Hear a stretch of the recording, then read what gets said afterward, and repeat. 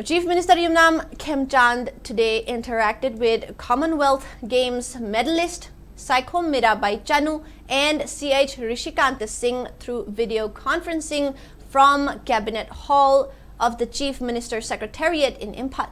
Mirabai Chanu won the gold medal in the women's 48 kilograms weightlifting event, while Rishikanta Singh secured silver in the men's 60 kilograms category at the Commonwealth Games in Glasgow, Scotland.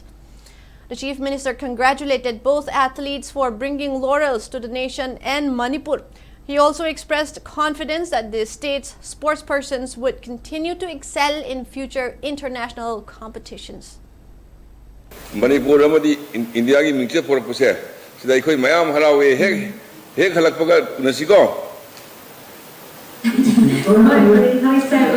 Okay. Saragi mayam na nuksibibagi ne sir.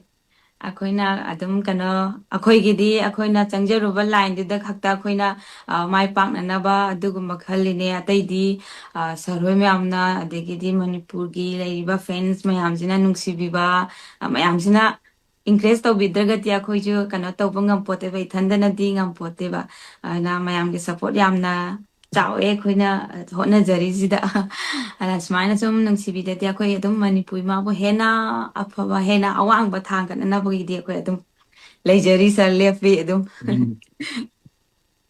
The India ki more than 130 crore population is the pikraba Manipur state with I did 30 lakhs father population who is sina han ba gold phangdana open to riseko. We are very proud.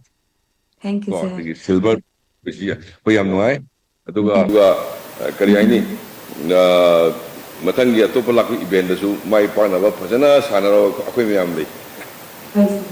Bye sir. Thank you sir. Kano nage sir. Kano. Okay then. See you. Thank you sir. Bye bye. Thank you sir. Kurumjai sir.